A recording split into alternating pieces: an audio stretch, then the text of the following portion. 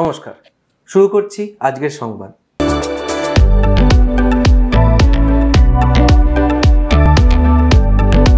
পশ্চিমবঙ্গে সর্বক্ষেত্রে দুর্নীতিতন্ত্র তৈরি করা হয়েছে। মমতা ব্যানার্জি সরকার এই দুর্নীতিতন্ত্র তৈরির ক্ষেত্রে উদ্যোগী হওয়াতে আরজি করের মতো ঘটনা ঘটেছে। সেখানে একজন চিকিৎসক ছাত্রীকে ধর্ষণ করে খুন করা হয়েছে। এই ঘটনায় রাজ্য জুড়ে প্রতিবাদের ঝড় উঠেছে বলে দাবি করলেন সিপিআইএম এর রাজ্য সম্পাদক মোহাম্মদ সেলিম। বর্ধমানে দলের জেলা কার্যালয়ে উপস্থিত হয়ে এক সাংবাদিক সম্মেলনে এই কথাগুলি বলেন মোহাম্মদ সেলিম। তিনি বলেন, আরজি করের ঘটনাকে ধামাচাপা দেওয়ার চেষ্টা করেছিল রাজ্য সরকার। যারা এই অপরাধের সঙ্গে যুক্ত তাদের আড়াল করার চেষ্টা করা হচ্ছে প্রশাসনের পক্ষ থেকে। কিন্তু সাধারণ মানুষ, জুনিয়র ডাক্তাররা, সিনিয়র চিকিৎসকরা, ছাত্রছাত্রীরা সম্মিলিতভাবে পথে নেমে প্রতিবাদ করায় সরকার ভয় পেয়েছে, অন্যায়কে ধামাচাপা দিতে পারেনি। এই পরিস্থিতিতে দাঁড়িয়ে আমরা চাইছি আরজি করের ঘটনার প্রকৃত তদন্ত হোক, প্রকৃত দোষীরা ধরা পড়ুক, তাদের উপযুক্ত শাস্তি পাক। মূলত এখন আরজি কর, এই যে পিজিটি ছাত্রী চিকিৎসক যেভাবে নির্যাতন করে নৃশংসভাবে খুন করা হলো, এবং তার থেকে বড় কথা হচ্ছে যেভাবে স্বাস্থ্য দপ্তর এবং পুলিশ বিভাগ ধামাচাপা দেওয়ার চেষ্টা করলো। রাজ্যের সর্বোচ্চ প্রশাসন এর পর্যায়ের লোকজন একেবারে দ্রুত রাতারাতি সামারি ট্রায়াল করে এই একজনকে পাওয়া গেছে, একে এনকাউন্টার করে মেরে দাও বা ফাঁসি দিয়ে দাও, যেরকম করে বুজুর্গি করে একটা আইন নিয়ে এসেছি ফাঁসি হয়ে যাবে, এইসব মিথ্যাচার করে ধামাচাপা দেওয়ার চেষ্টা করেছিল, দৃষ্টি ঘোরানোর চেষ্টা করেছিল। তো মানুষ, বৃহত্তর মহিলা, তরুণ প্রজন্ম, চিকিৎসক, তার মধ্যে junior doctors, particularly service doctors, যারা প্রাক্তনী, বিভিন্ন স্কুল, কলেজ, বিশ্ববিদ্যালয়, অধ্যাপক, শিক্ষক, প্রাক্তনী, ছাত্রছাত্রী এবং সর্বোপরি সাধারণ মানুষ, গোটা রাজ্যে অভূতপূর্বভাবে তারা রাস্তায় নামলেন, রাত দখল করলেন, রাস্তা দখল করলেন এবং শাসককে বুঝিয়ে দিলেন হুমকি, ভয়, থ্রেট কালচার, যেটা এখন মেডিকেল কলেজগুলোতে আপনারা শুনতে পাচ্ছেন, তার সঙ্গে দাঁড়িয়ে কলেজ বিশ্ববিদ্যালয়গুলোতে সবকটা সরকারি প্রতিষ্ঠানে দুর্নীতিতন্ত্রকে পাকাপোক্ত করে সাজানোর জন্য মমতা ব্যানার্জির নেতৃত্বে তৃণমূল কংগ্রেস এবং প্রশাসনের একটা সর্বোচ্চ পর্যায়ের আইএস আইপিএসদেরকে ব্যবহার করে, রিটায়ার্ড আইএস আইপিএসদেরকে ব্যবহার করে এটাকে একটা তন্ত্র তৈরি করেছে। দুর্নীতি এবং দুষ্কৃতির স্বর্গরাজ্য, মাফিয়াতন্ত্র। আর যখন এই ধরনের ঘটনা ঘটে কোথাও, প্রথম কাজ হয় পুলিশের এবং তৃণমূলের মস্তানদের। কেউ ওখানে যেতে পারবে না, অকুস্থলে কথা বলতে পারবে না, পুলিশ তাকে ঘিরে রাখবে। হাসপাতালের মধ্যে সাংবাদিকদের ঢুকতে দেবে না, কোথাও খবর করতে দেবে না, প্রতিবাদ করলে ভয় দেখাবে, মিডিয়াকে ম্যানেজ করার চেষ্টা করবে। আর এটাকে মমতা ব্যানার্জি যারা ক্ষতিপূরণ ঘোষণা করে দেবেন, এক্ষেত্রে যেমন বললেন 10 লাখ তো দিতেই পারি। সে পুলিশ খুন করলো তাই হয়েছে, আর পুলিশ খুন হয়েছে তাই করেছে। এবং নির্লজ্জভাবে কলকাতা পুলিশ কমিশনার প্রথম থেকেই ওইখানকার প্রিন্সিপাল এবং উত্তরবঙ্গ লবির যে নাম এখন সামনে আসছে তাকে নিয়ে এটা করে, ঘৃণ্য চক্রান্ত উন্মোচিত হয়। এটা কেন করার দরকার ছিল? তাহলে এটা কোনো একটা সাধারণ ঘটনা নয়। মমতা ব্যানার্জি যে অসাধারণ কার্যকলাপের মধ্য দিয়ে এই যে প্রতিষ্ঠানগুলোকে দখল করেছেন, বিরোধী মুক্ত করেছেন, প্রতিপক্ষকে শায়েস্তা করেছেন, পুলিশকে ব্যবহার করে, মস্তানকে ব্যবহার করে, তারপরে দুর্নীতির স্বর্গরাজ্য তৈরি করেছেন, সেইটা পর্দা ফাঁস হয়ে যাবে। এই জন্যই এরা প্রথম থেকে ধামাচাপা দিতে উদ্যত হলো সর্বোচ্চ পর্যায়ে। এর পাশাপাশি রাজ্য জুড়ে যেভাবে দুর্নীতি সর্বক্ষেত্রে মাথাচাড়া দিয়ে উঠেছে তাকেও প্রতিহত করা আশু প্রয়োজন। এ ব্যাপারেও আমাদের সকলকে উদ্যোগ নিতে হবে। এদিনের সাংবাদিক সভায় মোহাম্মদ সেলিমের সঙ্গে উপস্থিত ছিলেন দলের জেলা সম্পাদক সৈয়দ হোসেন।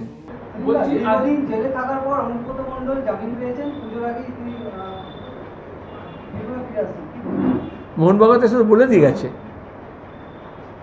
কি বলেছেন, এই সরকার যদি যা কাজ করবে আমরা তাদের সমর্থন করব। তো যে তোলাবাজি করেছে, যে গরু পাচার করেছে, এটাও দেখছো না, কোনো রক্ষা কবচ নেই অভিষেকের, কিন্তু গরু পাচার কাণ্ড, কালা পাচার কাণ্ডে ইডিসিবে কিছু নড়ছে।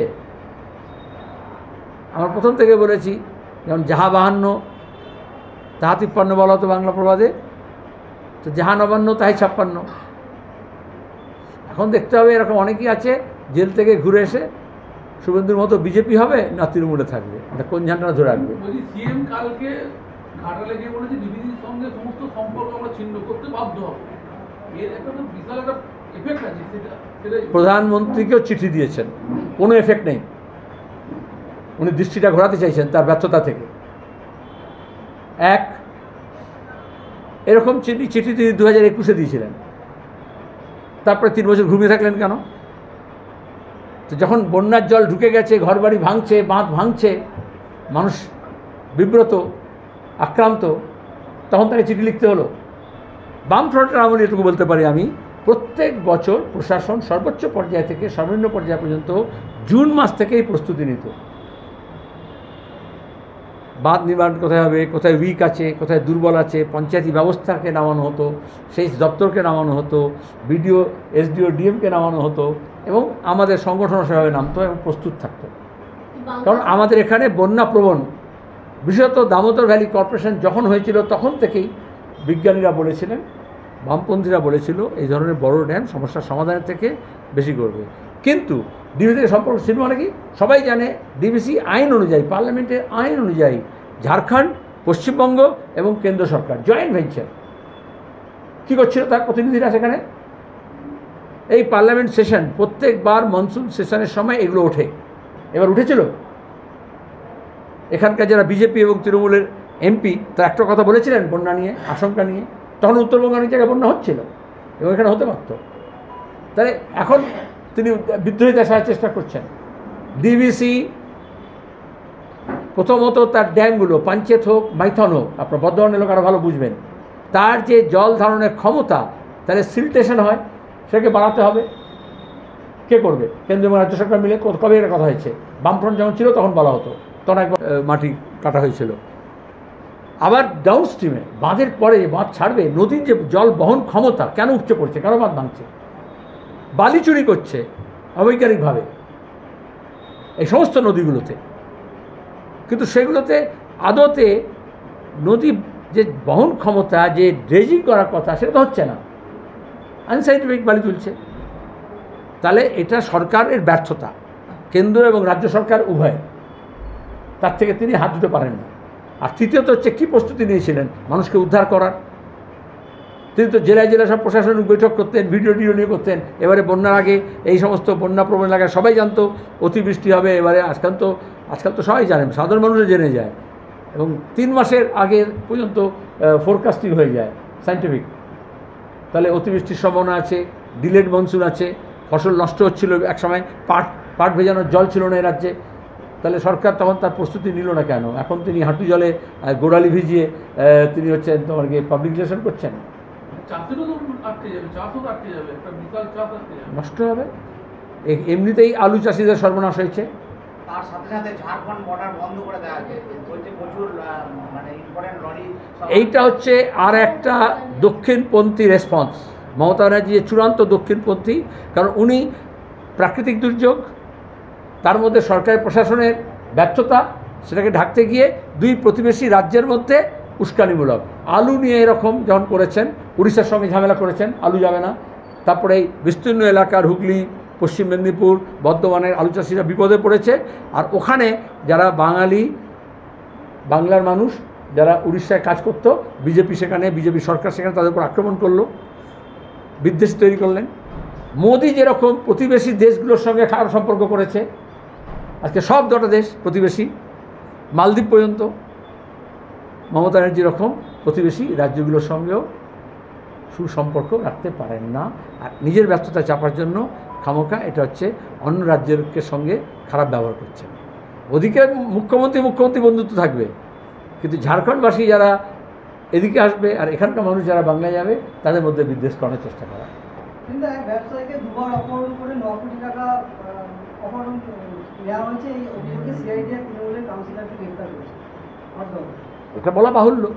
অপহরণ যে বলেছে আমি তো টিএমসি বুঝে গেছি, তা বলছে ও সাহসটা ভালো। আগে সব ধামাচাপা দেওয়া হতো। আজকে বলছে জুনিয়র ডাক্তারদের কর্মবিরতি। আগে এটা বলে দিই, অপহরণটা বলে দিই। একজনকে দুবার অপহরণ, এটাও তৃণমূলের রেকর্ড। আর আমি অনেক আগে থেকে বলতাম, যেখানে দেখিবে ছাই উড়াইয়া দেখিও তাই পাইলেও পাইতে পারো অমূল্য রতন। যেখানে অপরাধ দেখবে সেখানে টিএমসিকে পাবে, হয় বর্তমান নয় প্রাক্তন, আর তাহলে ভবিষ্যতে, এছাড়া কোনো গতি নেই। তা কেন হচ্ছে? 9 কোটি, আগে আমরা লাখ শুনতাম। কেন এই অপরাধের সংখ্যাও বাড়ছে, পরিমাণও বাড়ছে, আর ফেরতির টাকাও বাড়ছে? এটাকে আমরা ঝাড়খণ্ডে শুনতাম, বিহারে শুনতাম। তাহলে এখন এখানে অপরাধীদের বুকের পাটা বেড়ে গেছে। পুলিশ প্রশাসন অপরাধীদের কথায় ওঠে বসে।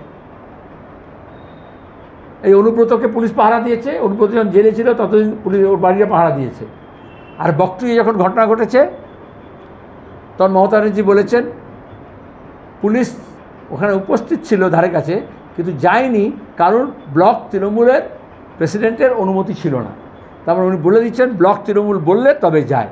আর এই জন্যই আমরা বলছি আরজিকর কাণ্ডে পুলিশ কমিশনার গেল, তাহলে কোন ব্লকের নেতার? পুলিশ কমিশনার তো ব্লকের নেতার নির্দেশে যাবে না, তাহলে কালীঘাটের কোন নেতার নির্দেশে গিয়েছিল এটা জানতে হবে। যেমন মমতা ব্যানার্জি বলেছেন পুলিশ তৃণমূলের নেতার নির্দেশ ছাড়া যায় না, একটা থানার পুলিশ নড়ে না। এতেই তো অপরাধীরা জানে অপরাধ করলে তারপরে যদি পুলিশ, যদি তৃণমূলের সেল্টারে থাকি তাহলে পুলিশ কিছু করবে না। এইখানে করেছে রাজিবুলের হত্যার পরে পঞ্চায়েতে, যে 1 নম্বর অ্যাকিউজ তৃণমূলের নেতা, পুলিশ কিছুতেই তাকে ধরেছে, তার নামটা বাদ দিতে উদ্যত, আর মিথ্যা মামলা অন্যদেরকে জড়াচ্ছে। বাড়বে, অপহরণও বাড়বে, ধর্ষণও বাড়বে, খুনও বাড়বে, ডাকাতিও বাড়বে, চুরিও বাড়বে।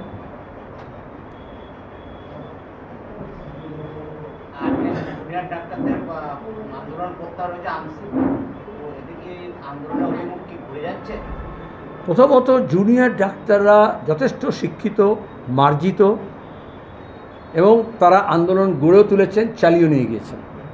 বরঞ্চ আমাদের প্রজন্মের লোকজনকে অনেক কিছু শিখতে হবে, নতুন প্রজন্ম কীরকম দক্ষতার সঙ্গে এই আন্দোলন সংগ্রাম ঐক্যবদ্ধভাবে নানান মতের লোকজনকে নিয়ে তারা পরিচালনা করেছে। সুতরাং তাদেরও আমি বলার নেই, আমি তাদের আলোচনাও করব না, সমালোচনাও করব না, তাদেরও বলবো না। তারা প্রতিদিন যেমন যেমন যা সিদ্ধান্ত হয়েছে, জিবি করে হোক, প্রেস কনফারেন্স করে হোক, আপনাদেরকে সব জানিয়ে দিয়েছে। তারাই যথেষ্ট তাদের নিজেদের কথা বলার জন্য। আমি এই ব্যাপারে কমেন্ট করার কে? তাহলে তো আমি বিজেপি হয়ে যাব। সকালের মাস্টার প্ল্যানের জন্য ভোট দিন, এখন জলের সীমাটা আস্তে আস্তে বাড়ছে, ওই পোস্টারটা ডুবছে। এখন অভিষেক আর মমতার পোস্টার ডুবছে, তারপর অভিষেক আর মমতাও ডুববে। ঘাটাল এর কথা, মাস্টার প্ল্যানের কথা কতবার বলা হয়েছে, আর যতবার বলা হয়েছে ততবার তোমরা অনেকে মিডিয়া বলে যেটা মাস্টার স্ট্রোক দিয়েছে ভোটের আগে। তারপরে কি হলো সেটা তো বড় কথা। আর সিদ্দিকুল্লাহ সাহেব বর্তমানে এসে বলেছেন ডাক্তারদের যে ডাক্তারি ছেড়ে রাস্তায় রাজনীতি করতে নামে। আমি কি বলবো? আচ্ছা, এইসব মন্ত্রীদের নাম কখন জানো তোমরা, বা এইসব প্রেস কনফারেন্স আমাদের কখন বলো তো? আমি তো ভাবছিলাম স্বপন দেবনাথের কথা বলবে, কে বলেছিল কালকে না পরশু? হ্যাঁ, চন্দনা সিনহা নিয়ে। আমি নামগুলো বলে দিচ্ছি, কাঁথির কোনো নেতা এরকম। কখন এদের নামটা তোমরা উচ্চারণ করো কবে বলো তো? কোনো ভালো কাজের জন্য করো উচ্চারণ কোনো দিন? উনি এসছেন, এই একটা স্কুল উদ্বোধন করেছেন, একটা হাসপাতাল উদ্বোধন করেছেন, বা একটা রাস্তা উদ্বোধন করেছেন, বা এত লোককে নিয়োগপত্র দিয়েছেন, বা লাইব্রেরি মন্ত্রী, নতুন নতুন লাইব্রেরিগুলো সব বন্ধ হয়ে গেল। আমাদের সময় যত লাইব্রেরি হয়েছে তোমাকে খোঁজ নিয়ে দেখো, এমপ্লয়িজ নেই 50%-এ। একটা 3টে লাইব্রেরিতে একজন যায়, সপ্তাহে 1 দিন 2 দিন করে, নাহলে খোলেই না। তো তিনি কথা বলবেন না? তো আমি তো বরঞ্চ বলবো তিনি ক্যাবিনেট ছেড়ে দিয়ে তিনি গিয়ে এই সব মহফিল বাজ করুন, সেটা আরও ভালো হবে। বলছেন যে আন্দোলনরত মহিলারা নেশাগ্রস্ত হচ্ছে এবং তাদেরকে পাহারা দিতে হচ্ছে কিন্তু তৃণমূলের কর্মীদেরই, এবং স্বপনেরা নিজে নাকি পাহারা দিচ্ছে। কে কাকে পাহারা দেয়? আসলে ওরা একটা সার্ভেলেন্স রাজত্ব তৈরি করেছে। মোদি যেরকম করেছে, তোমাদের ফোনও সবার সব কিছু হচ্ছে, ওই যে সব টেপ করছে না, দেখলি না কল্পনা পরে হলো, আর উস্কানি দিচ্ছে। ওদের সেটগুলো দেখবে তৃণমূলের যারা সব আছে কী বলে fan of Abhishek and Mamata, আর টিএমসি যে আইটি সেল, তারা হচ্ছে এইসব ছবি দিয়ে জুনিয়র ডাক্তার যারা স্লোগান দিচ্ছে, যারা গান করছে, যারা ধর্ণা দিচ্ছে, তাদের ছবি দিয়ে দেবো, যাদের চিনে রাখুন, আজ না কালে থেকে পাবেন। কারুর গায়ে একটু হাত দিয়ে দেখুক, আমাদের ছাত্র যুবরা বলে দিয়েছে। আন্দোলন যাতে না হয়, প্রতিবাদ যাতে না হয়, এই জন্যই থ্রেট কালচার। মানুষ এই ভয় তাদের কাটছে। হাজার হাজার মহিলা রাস্তায় নেমেছেন 14 তারিখে, ওরা ভয় দেখায়নি? কে ভয় তোয়াক্কা করছে? তৃণমূল এখন ভয় ঘরে ঢুকবার পালা, এ বলে দিলাম। আমরা কাউকে ভয় দেখাচ্ছি না, আমরা ভয় মুক্ত সমাজ করতে চাইছি। রাত্রি জাগরণের নামে মহিলারা নেশা করছে, কে অভিযোগ করছে না? আচ্ছা কি বলবে? যে ব্যাপারে এক্সপার্ট সেই তো বলবে। এই আরজিকর কাণ্ডে লিখে নাও, আমি এতদিন বলিনি, আজকে তোমাদের সামনে বলছি। এত ধামাচাপা দেওয়ার চেষ্টা কেন? ড্রাগ র্যাকেটস, ইন্টারন্যাশনাল ড্রাগ র্যাকেটস, এই নর্থ বেঙ্গল লবির এইসব যা নাম আসছে, অভিক দে, বিরূপাক্ষ, নাম ধরে বলছি, সন্দীপ ঘোষ। কারণ ড্রাগ র্যাকেটসদের জন্য মেডিকেল সার্টিফিকেট লাগে, হাসপাতালে চালান দিতে হয়। সেইগুলো তারা হাসপাতালের নামে, ওষুধের নামে সার্টিফিকেট দেয়। এই যে বাংলাদেশে যে ফেন্সিডিল পাচার হয়, তার যে চক্র আর সন্দীপ ঘোষের চক্র, দুটো এক জায়গায় মিলেছে। কারণ ওইগুলো হসপিটাল সাপ্লাই বলে সব চালান দিতে হয়, তারপরে যায়। তো ওরা নেশার কথা বলে কারা বলবে? কালকে তো আমি একটা টুইট করলাম যে একটা পুলিশ রায়গঞ্জে মাতাল হয়ে হচ্ছে তোমার গিয়ে টাল খাচ্ছে, প্রায় টোটোর কাছে চাপা পড়ে যেত, তাকে সাসপেন্ড করেছে নাকি বলছে পরে সঙ্গে সঙ্গে। তো নেশার সর্বরাজ্য করেছেন। আমাদের রাজ্যে যতগুলো মুদিখানা আছে তার থেকে বেশি মদের দোকান হয়ে গেছে মমতার আমলে, বেআইনি নেশার কারবার। ওই অভিজ্ঞকে যখন খুঁজছে, যখন ওই দুর্ঘটনা ঘটেছে, তারপরে যখন ডিএফআই এসএফআইরা যখন ওই পোস্টমর্টেম সেকেন্ড টাইম যাতে হয় তার জন্য ডেড বডি প্রিজার্ভ করতে হবে বলে গাড়ি আটকাচ্ছিল, তখন তো যারা এই কাজটা করেছে তারা তো নেশা না করে করতে পারে? যারা প্রতিবাদ করছে তারা নেশা করছে না যারা অপরাধ করছে তারা নেশা করছে? কিন্তু জয়েন্ট প্ল্যাটফর্মের ডক্টর তারা যেটা দাবি করছে, সন্দীপ ঘোষের যে প্রক্রিয়ায় তাকে সাসপেন্ড করা হয়েছে সেটা সম্পূর্ণ অবৈধ, বৈধ প্রক্রিয়া মেনে তাকে সাসপেন্ড করা হয়েছে। কারণ কে সাসপেন্ড করেছে বলো? কে করেছে বলো? সেটা বলো, কে সাসপেন্ড করেছে?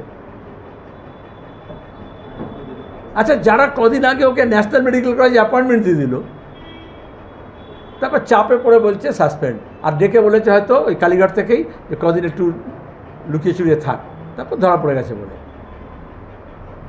আমরা এই যে পুলিশ সিপিকে বিনীত গোয়েলকে ট্রান্সফার করেছে, আর ট্রান্সফার চেয়েছিলাম, আমরা তো অপসারণ চেয়েছিলাম।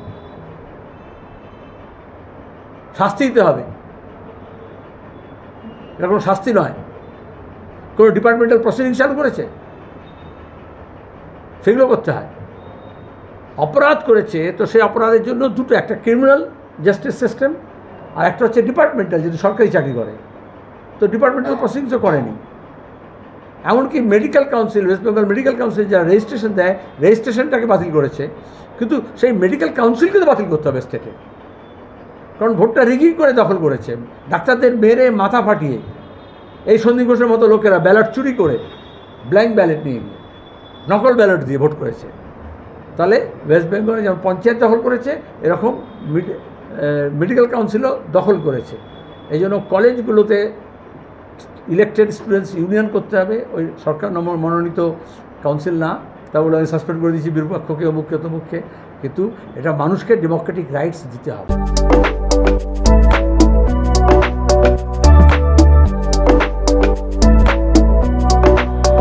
নমস্কার, আজকের সংবাদ এই পর্যন্তই।